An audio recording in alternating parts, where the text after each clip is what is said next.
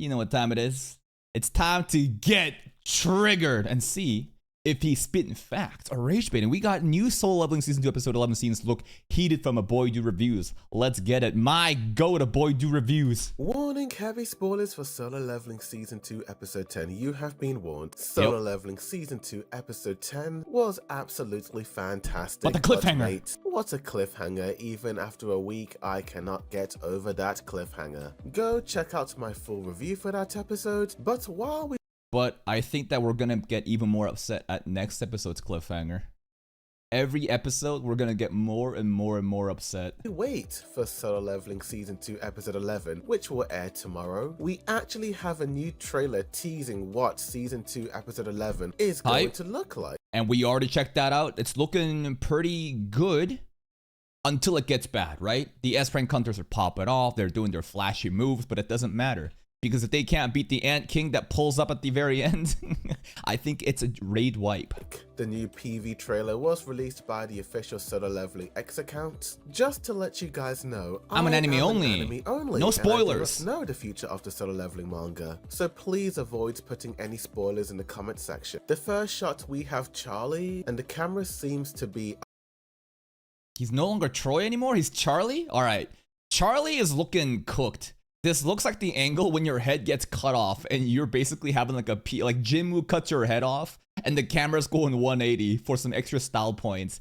What's going on? Maybe he just felt like the intimidating aura of the Ant King. Upside down as it is panning over him. I think this reaction is of Charlie reacting to Shimizu being Control-Alt-Deleted by the Ant King. Fair. Yeah. Like, if the Ant King, like, you know, raised some sort of aura, they probably felt the energy and was like, whoa, what the fuck is that? I feel bad because it does look like Charlie, Shimizu, and Kenzo seemed quite close with one another. The next shot, we see Kenzo on high alert as he is wary of the Ant King. It could be the... Wait. Who are we? Charlie is Guildmaster Che. He's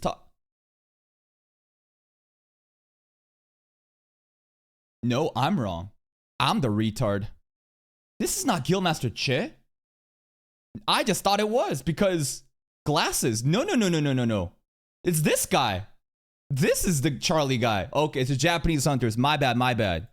So this is probably like the head, yeah, being lopped off. Then yeah, it is that. It's literally Shimizu's head being cut off and then just like him. I thought this was Guildmaster Che like feeling the aura from outside, but no. It's them witnessing what's happening in front of them.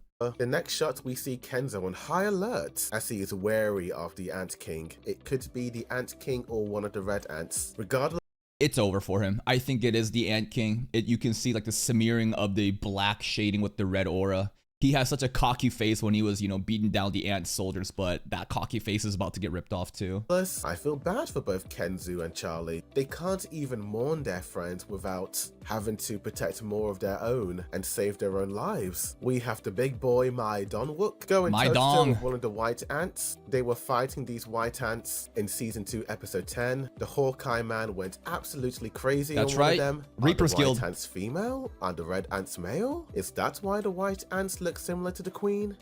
I don't know. Is it gender based or is it like power scaling based? Like the white ants are stronger than the red ants, or is this like gender? I'm not sure. Regardless, we have this beautiful dynamic shot of Cha Ha in the dancer diving down onto one of... It sounds like a lot of people are kept bullying him about the pronunciation of Chahain in the comment section, so he's dramatically changing it. Listen to it again. Is that why the white ants look similar to the queen? Regardless, we have this beautiful dynamic shot of Cha Ha in the... He's not saying Cha Hai in anymore, which is totally fair because HAE, again, I don't blame anybody, non-Korean speakers, for reading the English word for word, like spelling for spelling, letter for letter, and, you know, coming to that definition. Anyways, this animation looked a bit wonky to me. Something about like the velocity of her coming down felt really like sluggish. Maybe I'm crazy, but the PV scene, it looked a bit off. This beautiful dynamic shot of Cha Ha in the dancer diving down onto one of these ants like she is Mikasa Ackerman slaying a titan. I cannot wait to see what the dancer is truly capable of. As last week's episode, we only saw the characters only use hand-to-hand combat when We get to see her weapon. It's not a shovel, you know, it's not bare hands. She actually has a blade. I want to see her actually in action. Fighting their opponents. Now the dancer can go full out, but what is she capable of? Regardless, she does look mighty nice in that outfit, I must say. We have Yeah, she got the best strip out of all of them. Basically just a spandex bodysuit. this really creepy shot of the queen ants standing behind all of her children. It does look like these white ants are a little bit bigger and more deadly compared. Yeah, and there's less of the white ants compared to the red ones, so I'm just gonna assume that it's like a power scaling thing where the white ants are just stronger and more rarer than the red ants, or like an evolved form. And the red ants are like the base soldiers. To the red ants. Mate, this is a terrifying shot. It honestly reminds me of Eren Yeager's Founding Titan standing behind all of the Colossal Titans with the Marleyans looking up in horror. But you know, despite the deadly threat, I'm not too worried. We not only have Chaha in the dancer, but we have the S-rank healer Min, so in case any one of their teammates become injured, then Min is there to save the day. And also, Guildmaster Choi. What on earth am I looking at? A fire dragon. I wonder if he needs to do this to actually have the fire dragon up. It's just fun to think again that he doesn't need to do anything, but rather he does this for style points. Fire dragon? A fire dog? A fire snake? Whatever the case Hydra. is, this scene looks absolutely fantastic. Especially there was, yeah, show the scene. The next scene. Yeah, look at that. The extra bold lining. Anytime you have like this art that has extra like bold black outlining, probably means that it's gonna be like a really important scene. Lighting, the vibrancy, the bold outlines. Yeah. It's just wonderful, dude. It just like catches your eye. Anyways, this is the live stream they're recording. The next shot, there seems to be a camera here, so it does look like somebody is recording the fight. It's probably this one guy, as he has a monitor.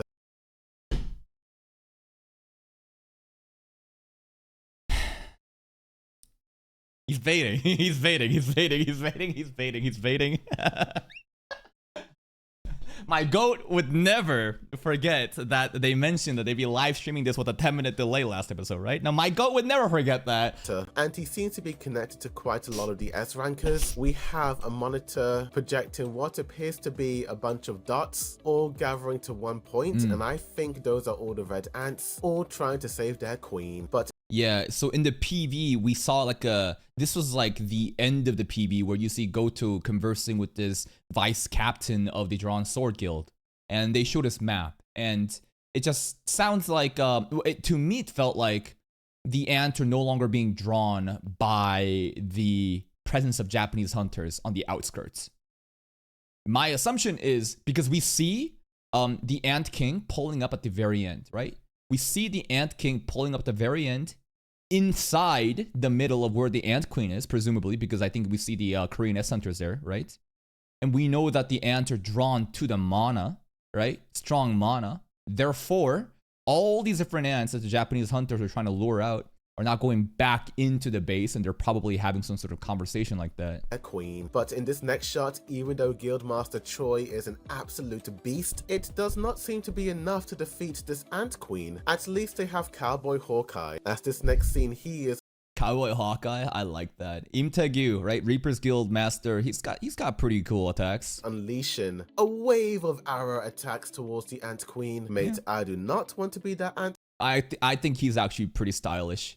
In a world where everyone is like, you know, sword guy, magic dude, big tank, you know, it's like, hey, cowboy dude with like purple arrows. It's pretty sick design. Queen at all. Those attacks look incredibly painful. The final two shots are of Goto and Gil. It's looking like the fire net is also breaking down, right?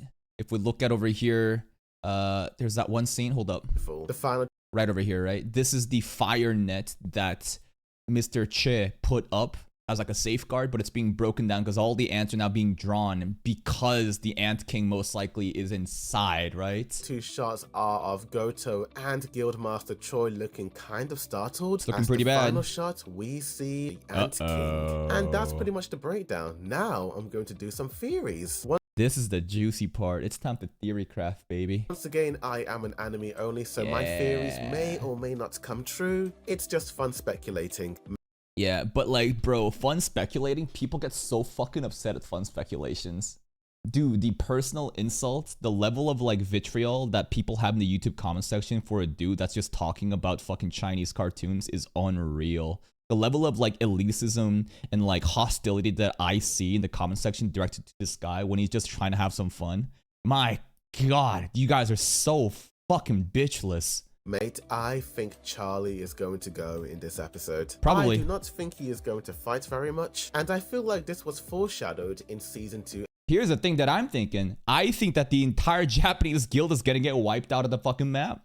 Maybe Goto will survive, but like at this rate, like I think it's safe to assume that the Ant King has just disposed of all the Japanese hunters by the time the episode ends, and he's pulling up in the Ant Queen base. That's what I think. Episode 10. Shimizu and Charlie were some of the only people on their team to not actually participate in the fight. Which means that they're pretty much veterans, because these dudes, some of them were literally being vetted. They're being trained. Goto was like seeing, what can the blood rage, mask guy do? What does that mean? That Shimizu and Charlie, that means that they're pretty strong. And the fact that they immediately die off in the PV implies that other dudes are probably just as fucked, if not more. I feel like if you weren't Kenzo, Cha, Yeonhu, or any of the other members who were fighting, I hope Hat Girl survives though. Hat Girl and Tattoo better survive. Don't think the other Japanese S-rankers are going to make it out alive who Agreed. didn't participate in this sparring duel. I think the first half of the episode will be Guildmaster Choi's team of Yeonhu, Cha, My Donwook, S-ranker Healer Min, and Cowboy Hawkeye as they fight all of these red and white ants. Yeah. And I think the halfway point of the episode will be one of these characters delivering the final blow on the Ant Queen. I think that will be Cha. This may be a victory. It does seem like she did land the decisive blow, right? I mean, it's just a white ant, but this could be the queen ant, and I think that it's safe to assume that, yeah, maybe they think that they cleared the guild, the raid. They're like, oh, right, here we go, ant raid cleared, we killed the queen. But it's like, hold on a minute.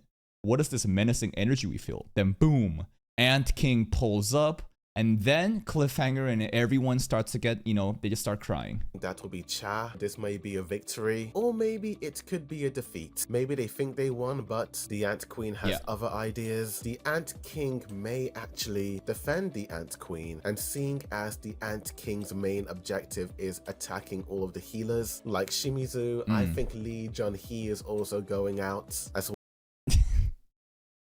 Misunderstanding. I don't think he's even baiting, because last episode he was under the assumption that she was literally at Jeju Island. That's not the case, right? She is literally at Korea, right? Like, not on the island, but just defending the shores. That's what the other squad members are doing, right? Well, sadly, as she's a healer, and also S-ranker Healer Min. Yeah, I think this guy is prime candidate to die. Absolutely. The amount of death flags for him is insane. Yeonhu's BFF is going to go out. Even though Yeonhu is an S-ranker, I do not think this Wolfman will be able to suppress his emotions. Back in Season 2, Episode 10, Guildmaster Choi... That's right. This is one of the theories that I actually like. He thinks that Min will die and Beck will go crazy and go berserk and maybe fall to the dark side. It mentioned that Yeonhu cannot unleash his full powers as he becomes a terrifying beast. I do feel like losing S-ranker Healer Min is going to absolutely make him lose. I can see that, I feel like Yeonhu and Kumamoto, the eye patch guy, have a similar-ish ability where they can somehow transform into this terrifying monster, losing their personality to the new powers and darkness within them. I think Kumamoto, after seeing Shimizu's Control-Alt-Deleted body on the ground, will also go through a mental breakdown and completely lose it. I can already imagine potential. I wonder if he would care about other allies going down. I thought that Kumamoto going crazy is more of like his own self-inflicted injuries.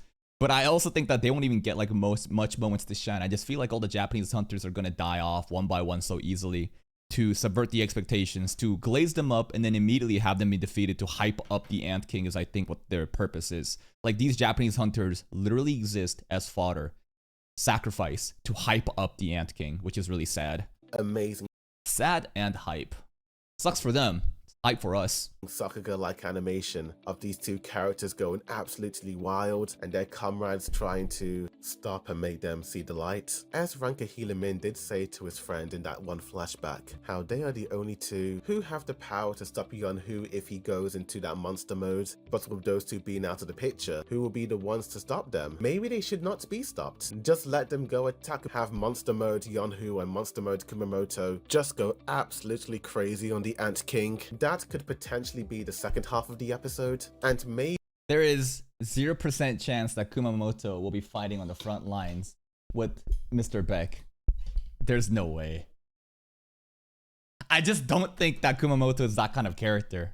I don't think he has that much importance. I understand the logic being drawn here of the similarities of like the Berserk status, but like I don't think so. But for a Guildmaster Beck, I think he will do something.